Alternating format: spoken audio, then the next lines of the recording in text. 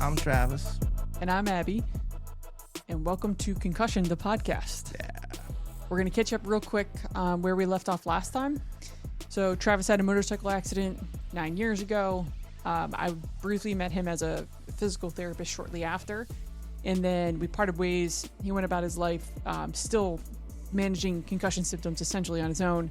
And then we crossed paths again 9 years later. And we're taking this as an opportunity to share with everyone else the things that we discussed that we wish we knew at the time that would be so helpful for both of us, for on the medical professional side, and then as someone who sustained a severe concussion. He had a subarachnoid hemorrhage and was in a coma for a while, so it was definitely a hard hit to the head.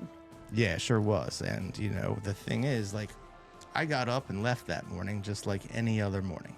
Well, you know, any other morning that I was going to race motorcycles at the track, which was pretty much every weekend. And we was coming down the straightaway and was going about 140 miles per hour and collided with another motorcyclist. Really nobody's fault. Those things are, you know, it's pretty dangerous. It's a dangerous sport. And we have like meetings every morning before, and just so happens, you know, I mean, luckily there was paramedics right on scene and were able to fly me to the hospital almost immediately. One of the things I had to bring up when that first happened, like I did not want to go. I wasn't completely I was unconscious, but when they woke me up, I was like, no, I'm not going to the hospital. I was going to say, you were unconscious. I was unconscious for a period of time. Mm-hmm. And then you did have a brief period of consciousness. Yeah. Where you had no idea the severity of what happened. I was fine. I just said, like, let me go. Like, I'm good. I'm good. Get the scratch off my bike and I'll go sit in the truck. And like they shined a light into my eyes. My little brother told me this. And one of my pupils was like completely dilated to like a pinhead. And then completely restricted, like all the way into a pinhead. And then the other one was completely dilated, and there was no change with the light. And they were like, yeah, we need to get him to the hospital like right now. Yep, that was the right decision. Yeah. And do you remember which eye wouldn't restrict? You know, I don't. Your brother might. He might. Yeah. He might. He probably does. But probably. I definitely did not want to go to the hospital. I wanted to. It would not have been. I'm glad they convinced me. I'm glad my little brother was there, because I don't know. I guess he talked some sense into me. You would have gone then, or when you ended up losing consciousness again. Yeah. So I'm glad that they got you packaged up and sent you on your way. Yeah, I actually called those guys like a few months later and was like, "Hey, thank you. I appreciate you guys saving me." Oh, really? Yeah. That's they pretty were cool. very nice. Yeah. You got a hold of the same paramedics that were there? Paramedics. Yeah. Wow. Yeah. That's really neat that you got a chance to talk to them. Yeah. They probably were really happy to hear that you were talking at that point. Yeah. Yeah, because you had a pretty horrific injury.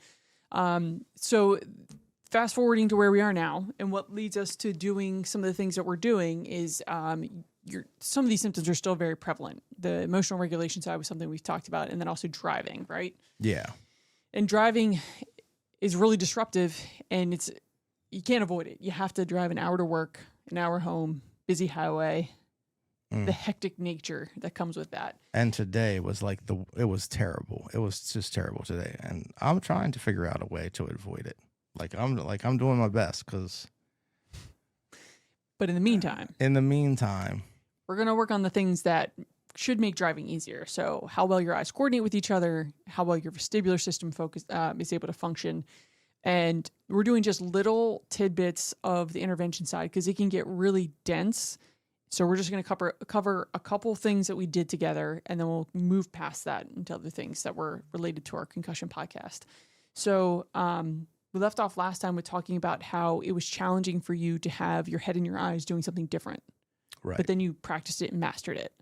And then the driving part seemed to get better for you based on what we did. So it's incredibly exciting. You need to keep pushing that pedal down, keep the throttle on that system, the vestibular system. So what we did was we had a head laser on your head, and then we put a piece of tape on the wall. And it was like painter's tape. It wasn't like transparent tape. So he could see it. It was probably about 1.5 inches thick tape, would you say? Yeah. About that. Yeah, about 1.5 inches. 2 inches maybe. Yeah, maybe. And then He was standing facing the wall, and then his job was just to swipe that head laser back and forth across that piece of tape. And with doing that, he got immediate feedback of if his head and neck were doing what he thought they were doing, and immediately made corrections and mastered it almost in less than a minute.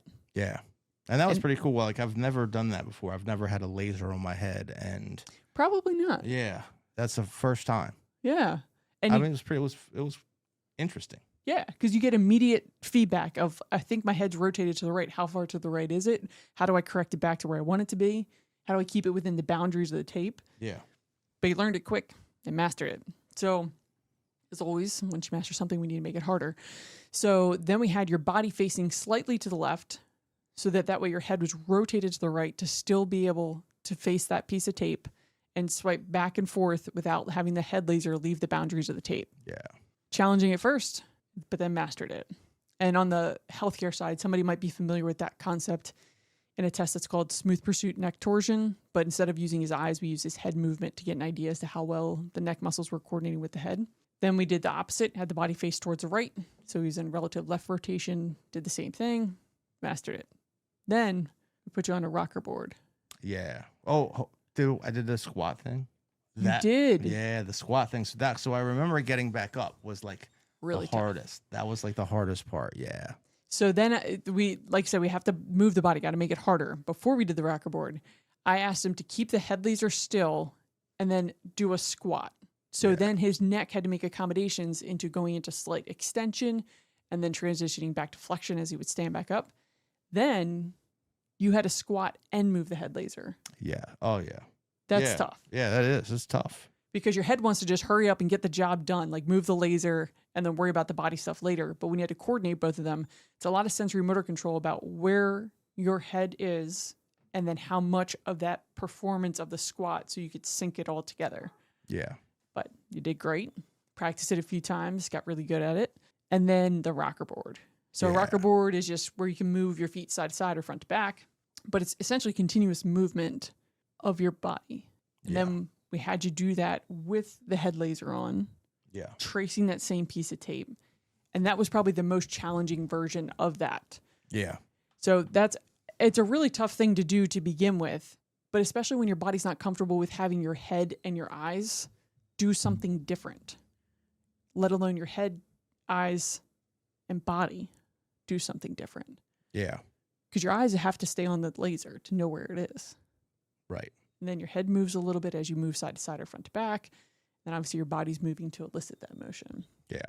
And the whole time I'm thinking about this, like your body follows your head and all this. Like I remember a movie where this bicycle movie, and one of the crew was trying to do a flip on a bike. Oh, I've seen that movie. Have you? No. I know. I knew it. That's funny.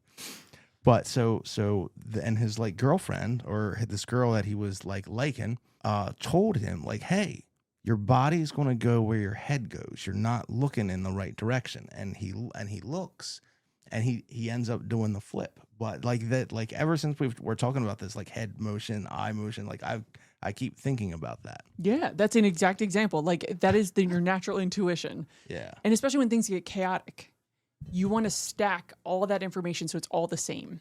So you want to have the same information that your eyes see, your head in the middle, your body in the middle. You want everything to be symmetrical and centered just to reduce all those variables.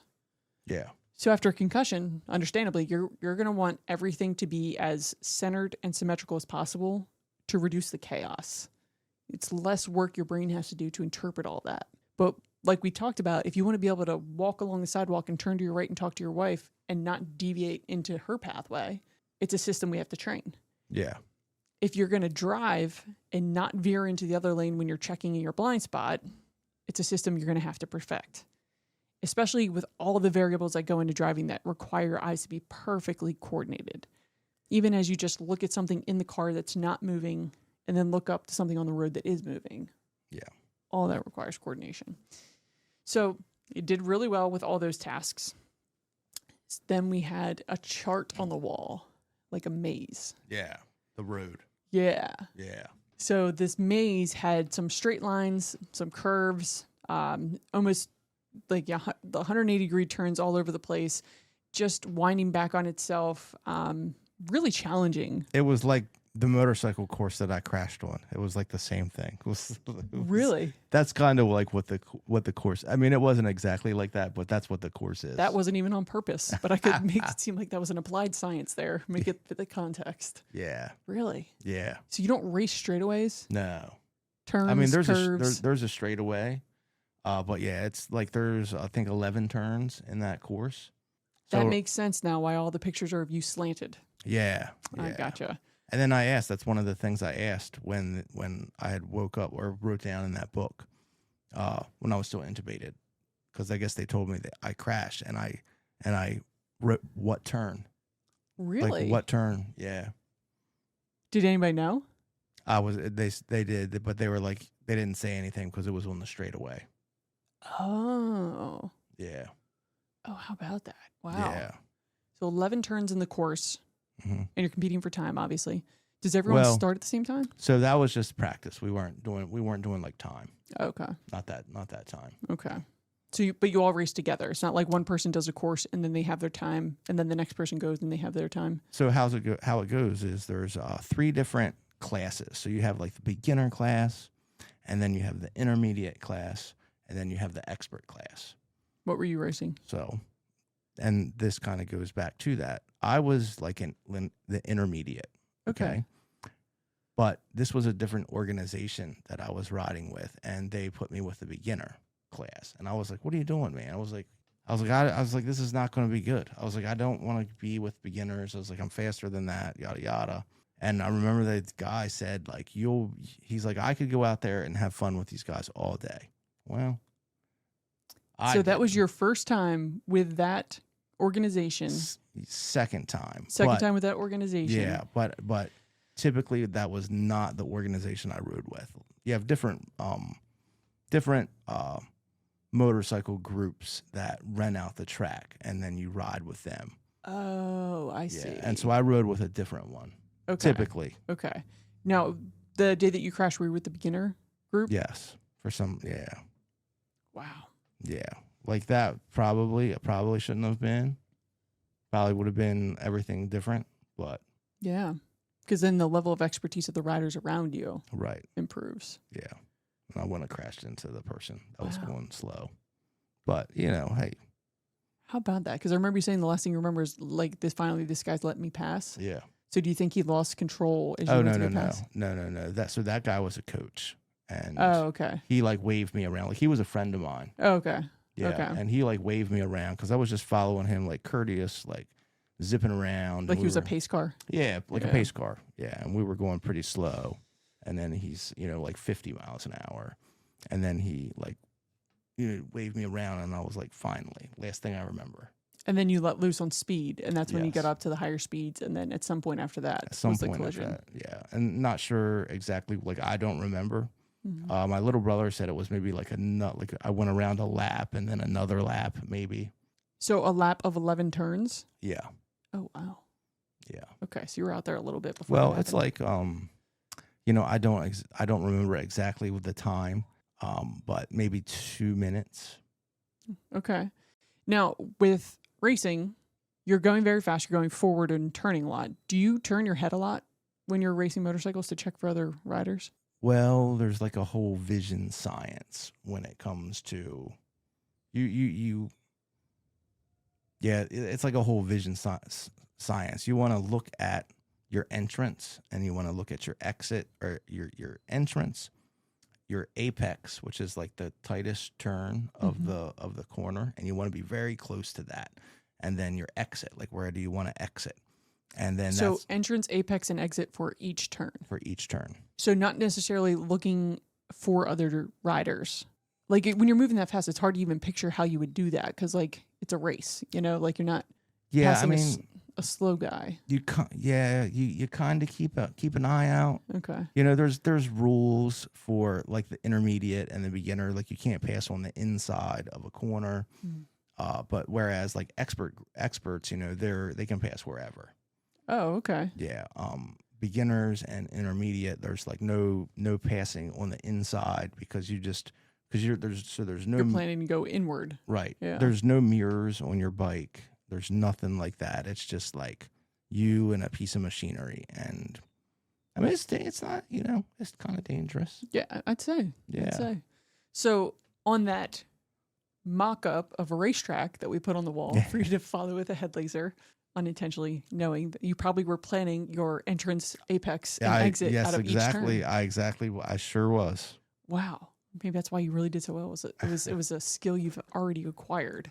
I was impressed as how quickly you picked it up, because within this maze, there's boundaries. Like there's an outer boundary that's purple, an inner boundary that's orange, and then a center boundary that's tan.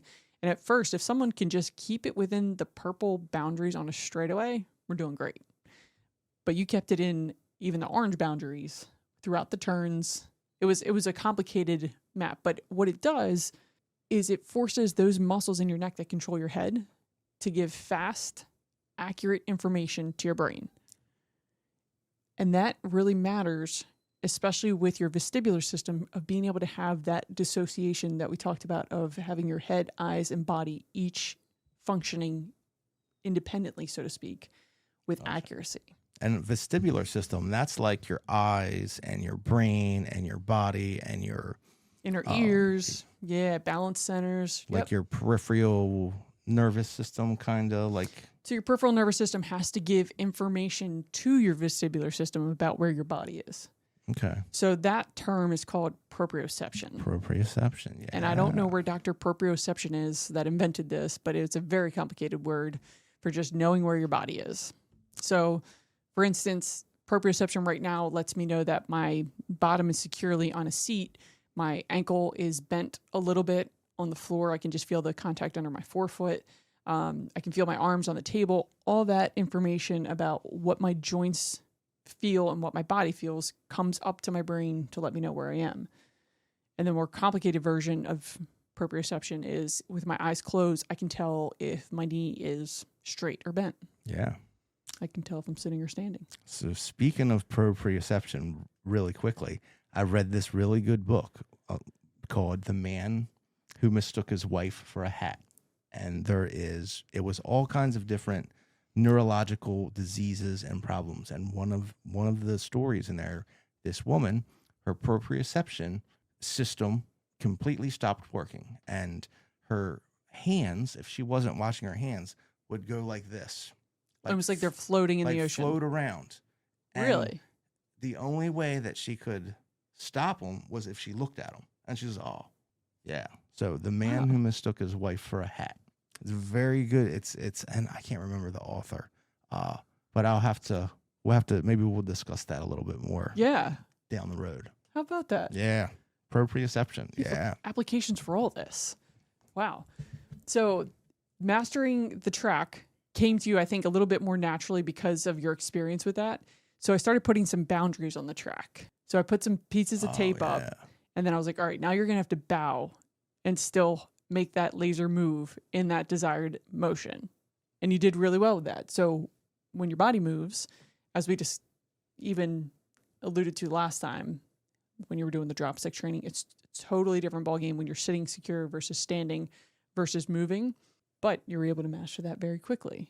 So now that I understand that track reference made you have a game plan going into that. I would loved it. As soon as I seen it on the wall, I was like, yes, this is great. Give me something to race. And then last intervention that we'll discuss, and we'll do this very briefly because it's kind of a foundational one that I use and I build on it. So we have to introduce the concept of visual mapping and immediate recall. And immediate recall can kind of transition into working memory. But I use that as a foundation one because our background objective here is to improve impulse control. So we talked about how important it is to move your body while you think. So I had you do a matching game where you had 2 sets of cards that were face down. You could only draw 1 card at a time, and then you had to put it back face down, perform a physical task, and then go to the other side, draw 1, see what it was, do a physical task based on that information that you saw, and then repeat that process until you could match all of them. Yeah. So you had like a a couple layers to it. One, that after each exposure, you had to do something physical that your body had to, or your brain and your body had to pay full attention to. And then you had to do the physical task that was connected to the information that you saw. So within that, we have a great foundation of teaching the process of visual mapping. And like I said, the immediate recall side and working memory. But as you'll see, as we continue working on different things, I'm going to use that same system to really challenge your impulse control as we go along. Because I'm going to have you practice certain things until they become automated. And then we'll switch something to force that executive function to try and make the best choice based on the conditions. Nice. Yeah. So that one was a concentration-based one and a physical task. He was doing a lot of sit-to-stands, a lot of step-ups, just to get his heart rate up for the obvious benefit to the concussion, but also thinking and moving is just a very important factor of any sort of brain recovery. Yeah, I had to do math. I don't like math. He did have to do math, but you did math really well. I usually use ChatGPT for math. And in what way? Oh, in all the ways. I figured out how long it would take me to count to 5 or to count to 1 million by fives today. I used ChatGPT for that. Okay, walk me through that start to finish. Why did you want to know? Oh, that's a great question because I was listening to this all has to do with me not driving anymore because I want to be like an entertainer, a sensation, say. And I was listening to a guy, Mr. Beast, you might have heard of him, YouTube, pretty big name. And he said that one of his, very early on in his career, he counted from 1 to 100,000 on like a live stream, on a video. And it took him 40 hours. And he did it straight through. 1, 2, 3, 4, 5. And he counted to 100,000. It took him 4 hours. 40 hours. 40 hours. To count to 100,000. Yes. And he did it straight through without any sleep. And that video, like 3 years ago, he said that it made $150,000. So I was like, oh man. He made more dollars than counts. He made more dollars than counts. And that was years ago. Now the video has like over 31 million views. So he did a 40-hour work week straight. Yes. And made $150,000. Yes. Now but that was like I said, 3 years ago. Now it's probably way more than that because it has like millions more views. And so I say to my wife, I was like, hey, babe, I got a good idea. I was like, I'm going to count. I want to count on live stream on my Twitch. And you know what? Then I text her this and I didn't hear anything back. And I'm like, and I text her a little while, hours later. And I'm like, I didn't hear my good idea? Right. I was like, I didn't get a response. And she says, well, are you going to count by ones or by fives? And I said, well, by ones. And she said, her reply was like, fives would be more interesting. And I'm like, you know what? You're right. You're right, babe. Good on you. Fives would be more interesting. Why not just count to 100,001 and just break his record? I could do that. And what if you did it in less time? Well, so I guess the reason I don't want to do ones is because I guess he already did it, but I don't think anybody has counted by fives. Okay. I couldn't find a video. So you're not going to top them. You're going to do something different. Something different. And okay. It's like, and I want to do it I don't want to do it straight through. I wanted to count to 1 million, but that would take 4 days and 15 hours. According to ChatGPT. According to ChatGPT. So what was your input to ChatGPT? You just asked how long it would count to 1 million. It would take to count to 1 million by fives? Yep. That's it. Now, does ChatGPT know how fast you can count by fives ordinarily? I believe it gave me it took into account for that. Okay. And did it take into account that you're going to be doing this around the clock? So I just asked it for like a time frame, like how long it would take me if, say, hypothetically, I could do that. And then it laid out let me see here. It laid out because if we were to multiply it, it should take 400 hours if he did that, but that was by ones. You're going by fives. And I think it would be a little bit more difficult because I think it would be 5, 10, 15, 20. That might be okay. But when I got up to 100,000, when you're at 624,195, right, I think it's going to take a little bit. Yeah. Longer to get that's going to be hard. And let me find, like, it's here over the show. So are you planning to do this? Yes, I'm doing this. 1,000,000 by 5s? So I don't think I will be able to get up to 1,000,000. Okay. So one of the things ChatGPT said was that after somewhere between 3 and 5 days of no sleep, I'll start becoming like going psychotic, like having psychotic breaks and hallucinations. Yes. But how interesting would that be? I mean, wow. I mean, it's hard to argue it wouldn't be interesting, but I don't know how well that ties into our it would be bad. Intended next topic of how much you need to value sleep. And I was going to bring this up to you, Ab, about this. What do you think about me staying up for 4 days and counting for 4 days? And I did not think that you would approve whatsoever. I wanna see you try. I think your entertainment value will hit where you think it will. Curious to see where you get. Nice, I like it. But I think 3 days without sleep is asking for trouble. Yeah. So so that's what I'll say. Maybe I can go 2 days. Maybe I can go 36 hours. How high could I get? Like, what could I get to? So you want to see how far you can count by 5s in 36 hours. It's like a day and a half. Yes. Okay. So then that's more realistic, I guess. And then you got to take into the account like bathroom breaks. Like we all talked about this. What did that guy do? I don't know. I don't know what he did. Nobody's ever actually watched the full 40 hours to see. So the average view time on the video was 2 minutes. So the video, he said, was 40 hours, but nobody sat there and spent an entire work week watching him count.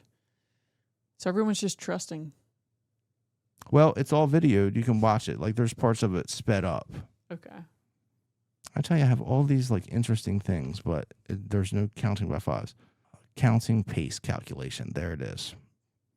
So see, here's the things that started to worry me. 200,000. Hold on, where was it? So first I asked how long it would take to count to the 100,000. You want to count to 1,000,000 by 5s, meaning you're counting 5, 10, 15, 20, 25, and so on. Step 1. How many counts is that? 1,000,000 divided by 5 equals 200,000. So you would actually be saying 200,000 numbers out loud. 200,000 mostly complicated numbers. Right. Yeah. Once you get past 100, then it's a lot to say. Yeah. Okay. So ChatGPT said 400,000 divided by 3,600, because there's 3,600 something, it would take 111.11 hours. Wow. Yeah. And that's if you took 2 seconds per number. 2 seconds per number. Wow. 111 hours. Faster pace, 1 second per number, 56 hours. Right, but how fast, like 1 second to say 624,955, and then immediately follow it with the 624,560. Right. I forget which one I just said. See? So, yeah, I'm doing this on a well-rested brain. You'd be trying to figure out what number I just said and what comes next after 2 days of no sleep. Yeah, it would not be good. No, that would, but you know what? It might be the entertainment factor you're looking for. I tell you. I mean, how interesting would that be? I mean, I think people would be like, look at this guy. What is he doing? Especially when you hallucinate and start saying animals instead of numbers. Yeah. Yeah. He's lost it. Like there was another one of a guy he tried to count to 1,000,000, and he was going for days, and like just right in the middle of the video, he just passed out. Just right in the middle of counting. Did he get as many views as the other guy who counted 200,000? I don't know. Okay. He's got it. That's a good. I should look into that. Yeah. Well, I'm looking forward to watching you try. Yeah. I think you're going to give it a heck of an effort. Oh yeah.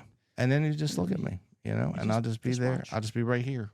I think what I'll do is the day that you do this, I'll pull it up on a laptop so we can live stream it, and then just have it playing in the background of the clinic. Yes. Yeah.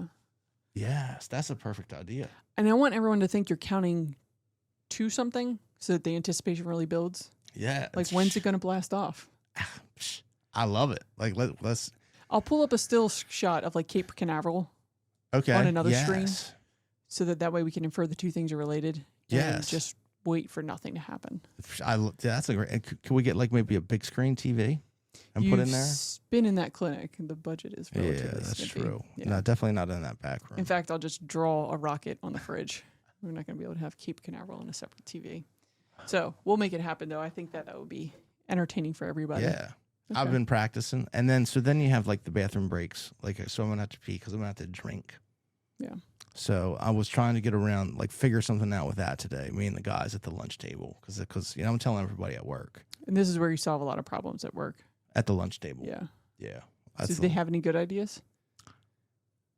For the bathroom? No. Okay. I have a couple ideas, but I'm not sure you want to do them. One of them's a catheter, but that Oh, might no. bring up some PTSD. Yeah, that's seriously PTSD. I mean, but I mean, this is for not having to drive. So I might do it. Not having to drive to work because your new job will be counting by 5s or by 7s or by 8s on YouTube. Yeah. Okay. And then Angie, she offered some other helpful things like that I could be doing on stream that may prove interesting. Like taking one piece of rice from one bowl and putting it into another and saying 1, 2, and then counting a whole big giant bowl of rice. Did people watch people sleep? Like there's a whole on Twitch. There's a whole sleeping section where you just go and you just watch people go sleepy. That guy got counting to 100,000 got over 31 million views. So 31 million, average 2 minutes. That's 62 million seconds. Just to watch somebody count. All right. Yeah. Well, I support anything you want to try. Thank you. Doesn't involve hurting anyone else or yourself, so go for it. Right? Yeah. See what happens. I'll have to put. There may come an hour where I put a helmet on just in case. I mean, this floor. Yeah. It's not too bad. Just keep it padded. I'll put a seatbelt. That's a good idea. So something else that your discoveries led you to was that on an iPhone, there's eye tracking capabilities. How about that? Isn't that wild? That's great. That camera can detect enough to know where you're looking on the screen, and it can enlarge it. It can activate it, like wherever you look down towards a home, it'll swipe your home. Yep. Did you try it? Yeah. Isn't that wild? It's crazy. Like I see it, right? I see eye tracking, and I'm like, what is this? And that little dot pops up, like the iSync thing that we did. Calibrates it. I was like, I got experience with this. I'm good. Like, I know what I'm doing here. This is my phone racetrack. Yeah. And I'm looking at this dot. And then all of a sudden it's like it's finished. And I'm looking around on my iPhone, and it's like it's like lighting stuff up. I'm like, yes. And so I found that it wasn't perfect. Like it wasn't perfect yet, but give it a couple updates. Yeah, they keep improving everything as they go. But the real important part behind that is, say for instance, you break your hand and it's in a cast, or break both of them, and you need to be able to still use your phone.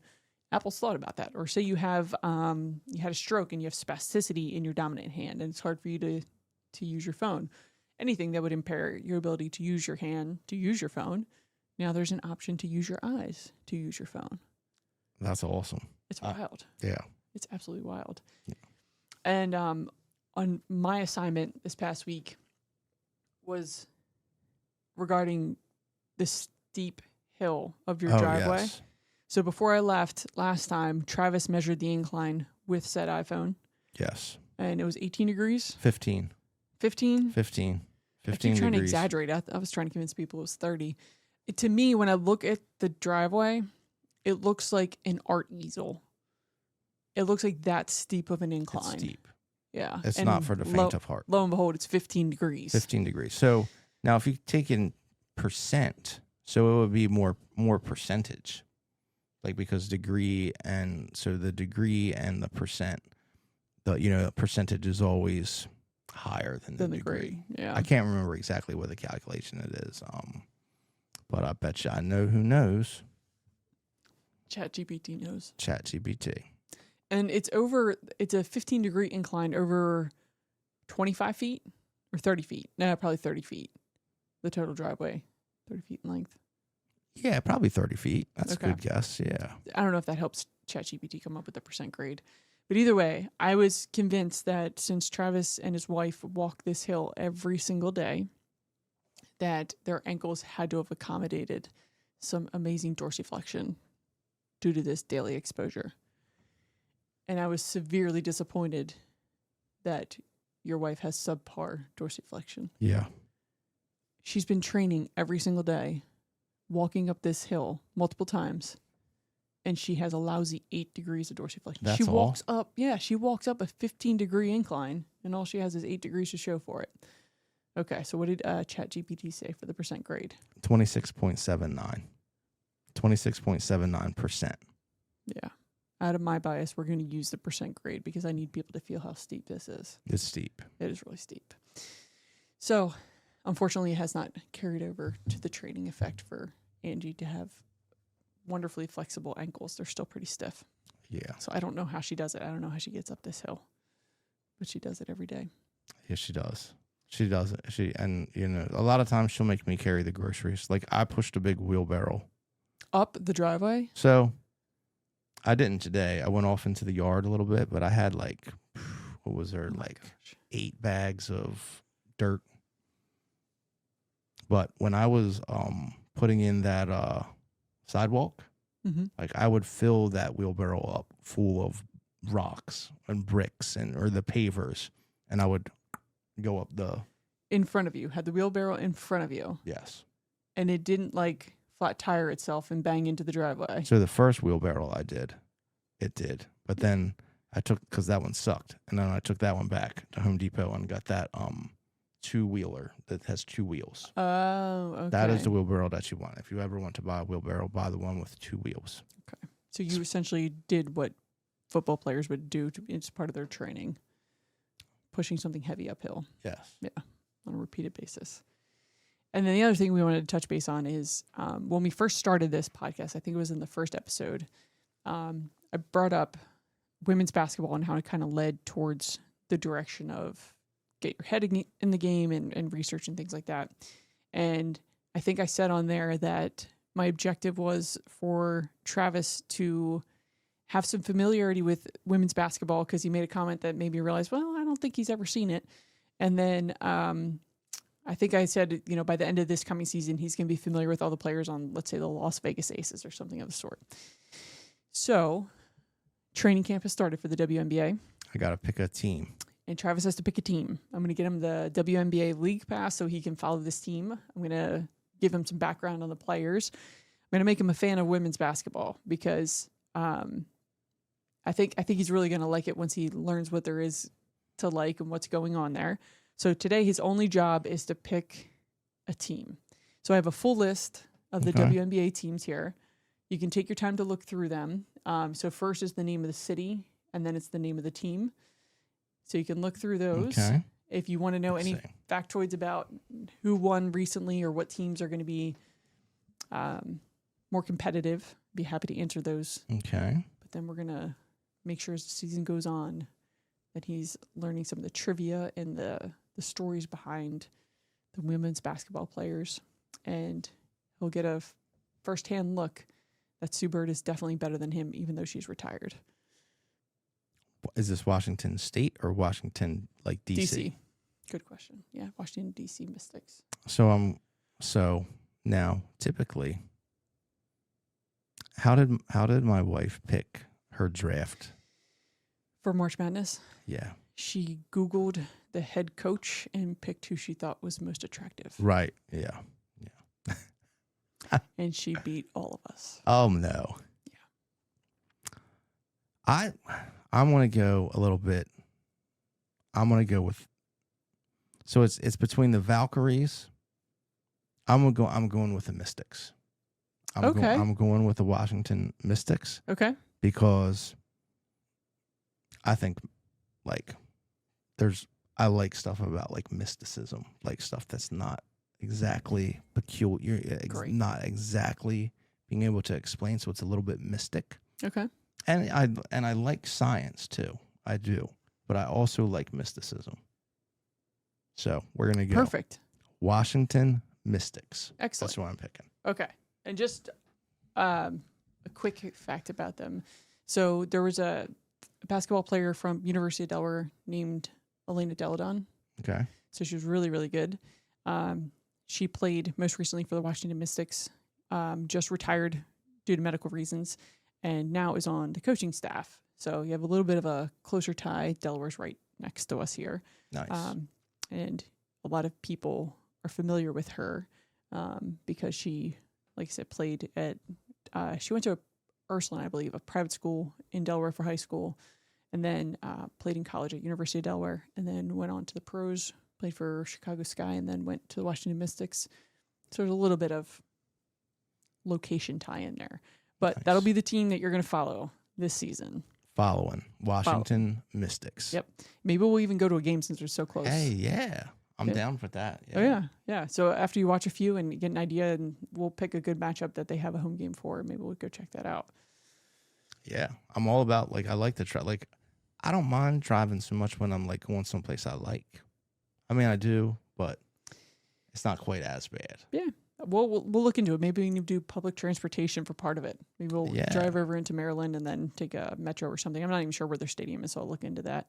Yeah, so to get into part. DC, you just drive down to Greenbelt and jump on that train and just The metro. Yeah, Yeah. It takes you right underneath the Capitol Stadium. Mm-hmm. Yeah, It's the nicest form of public transportation available. The metro. yeah. Yeah, it's really clean and really nice. My aunt lives down there in DC, and she had a dog named Metro. That's cool. Yeah. Wow, that's really neat. All right, I think that's all we were going to cover for today. Yeah, I think this was awesome. This was great. Yeah. And I think the next time we touch base, I will be in Spain, and we are going to try to use Travis's technology. Travis should be in Spain too. To Travis pull this wants to go to Spain. I've always wanted to go to Spain. That's awesome. So Spain lucky. particularly, or anywhere in Europe? So Spain particularly. Yeah. What were you looking forward to there? So just some of the. It wasn't just kind of like the vibe, like the Gothic area of Barcelona. Like Barcelona, but just more like it always seemed like Spain was a little bit more low key than the rest of Europe, and I don't know that for sure. But I've kind of always wanted to go to Spain, and of course all of Europe. But Yeah. I'm Okay. trying to convince Ange to go, but She won't cross state lines more than. yeah, what's the matter with her? I'm ready to go. Yeah. Does she have a passport? She does not. Okay, let's start there. We get our passport. I've tried for 2 years. Okay. I got a passport. Okay. That passport can go. Yeah. So we might try to do a podcast while I'm there, just kind of talking about why I'm there, why it matters. And then if not, if we can't pull that off, we will do a regular one next week. We can pull it off. I know Travis will We have can it all pull it figured off. out. He's got We can pull it off. got it all arranged here. All right. Well, we'll catch you guys next time. Yeah, thank you so much for tuning in. So we'll see you next week. Maybe you'll see Abby from Spain. Take care. See ya.